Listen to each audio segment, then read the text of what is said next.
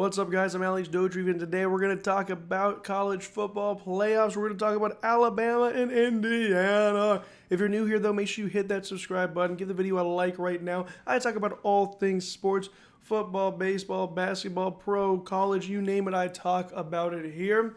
Okay, let's get right into this game. Okay, Indiana beat Alabama 38-33. It was terrible. Okay, Alabama was not prepared for this game whatsoever. Okay, first quarter, no scores. Second quarter, 17-0. So Bama's going into the halftime, 17-0, getting their butts kicked. And then boom, third quarter, they get a field goal. Indiana scores a touchdown. And then the fourth quarter, Indiana scores 14 more points. And they win the game 38-3. Okay. Austin Mack did have to go into this game for Alabama because Ty Simpson did get hurt. If you guys saw the play where he was running the ball, and then instead of sliding, he was diving in, man got hit. Okay, he got injured, had to get taken out. But even before that, Ty Simpson wasn't doing anything crazy. Now, the crazy thing is this. The leading rusher for Alabama was Ty Simpson with 17 yards. Okay? That's terrible. Okay? Then on the flip side, look at Indiana. Fernando Mendoza was 14 for 16 for 192 yards and 3 touchdowns. And then compared to that, Austin Mack had 103 passing yards, 11 for 16. Black over there, running back, had 99 yards for 15 carries and 1 touchdown. Like I said, Ty Simpson was the leading rusher, 17 freaking yards on 3 carries. Receiving yards, Bernard was doing everything he could for Alabama. He only had 4 receptions, and Becker over there with 2 receptions and 1 touchdown with 51 yards. Overall yardage here, 193 for Bama, and Indiana had 407. First downs, 11 first downs versus 22 first downs. Third downs, 3 for 11 for Alabama compared to 9 for 14 for Indiana. Turnovers, 1 turnover on Alabama, 0 for Indiana. But yeah, this game, guys, all was leading towards Indiana the entire time of this game. Okay? Indiana had this one in the bag. They were ready for this football game. And Indiana's probably the best team in college football right now. Okay? They look good offensively, defensively. Now, they're not doing any, crazy plays, right? They're just playing good football all around. They're a very complete team. They don't have to do some crazy trick plays, okay? They're going to win the game. They just play good freaking football. You give Mendoza enough time, dude, he's going to throw a pass. He's going to hit you, okay? Even if you pressure him, he'll run around. He'll get that pass out. He's okay. But Indiana, man, best team in college football right now, okay? I don't think there's a doubt about that. Okay, with what we just saw against Alabama, there's a lot of people out there saying Kalen DeBoer should have gone to Michigan. Okay, Kalen DeBoer needs to leave Alabama. I think we're jumping the gun there.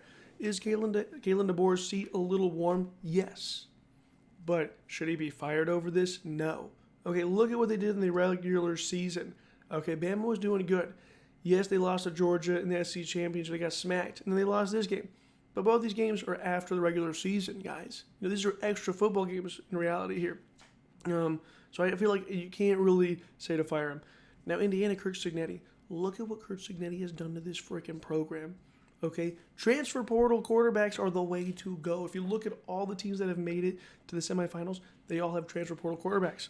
But what Kirk Cignetti has done in Indiana is freaking insane. Okay?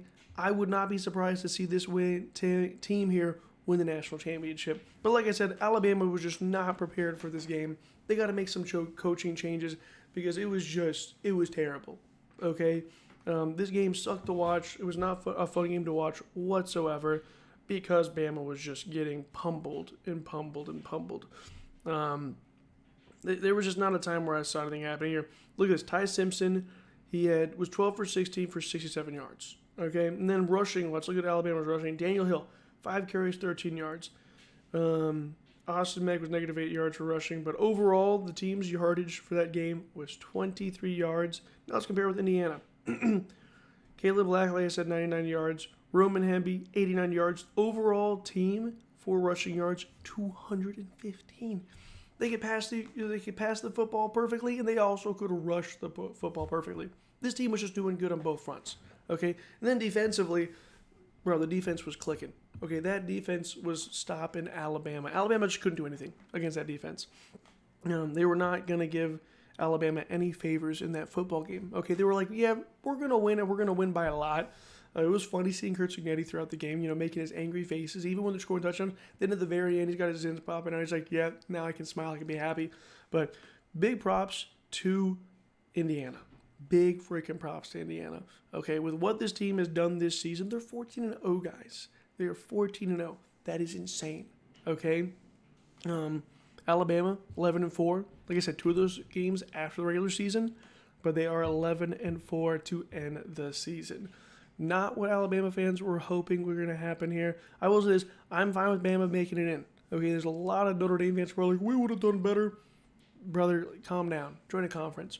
But Bama, make some changes. I don't think we're going to see something like this happen in Alabama again. This is the worst loss they've ever had, I think, in like recently. Worst loss they've ever had in the playoffs in any way. So crazy to see something like this happen in Alabama. I do think this will bring some fans back down to earth. They'll be like, dang, we're not the same team we used to be. Are they still one of the best teams in the country? Yes. Are they one of the top 4 teams? God, no. Okay, because Indiana's number 1. And so we just saw what the number 1 team looked like. Bama's definitely not in the top 4. Okay, not even maybe the top 8. Well, honestly, if we're going to be honest with you. But curious to know, as a Bama fan, how are you feeling after this season? How are you feeling after this loss? You know what I mean?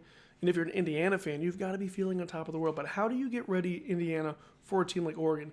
Yes, you've already played Oregon once this season, and you beat them by 10 points. But what do you do to be ready for a team that you've already played that knows you, right? Oregon, they had a feeling that coming to playoffs, they might have to see Indiana again and play them. So you know they've been preparing for this moment.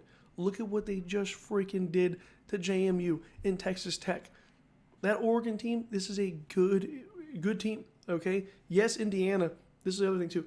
Everyone's like, if you have a bye week, you're going to lose your game. Guess what Indiana did? They said, yeah, we had a bye week, and they destroyed Alabama.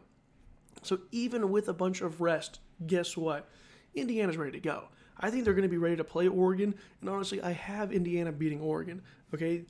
Could Oregon beat Indiana? Yes. But this Indiana team is just a scary good team right now, guys. I would not want to be any team right now and have to play Indiana. I feel the same way about Ole Miss. Look at Ole Miss or Miami. Like, all 4 of these teams, man, they're getting hot at the right moment, right?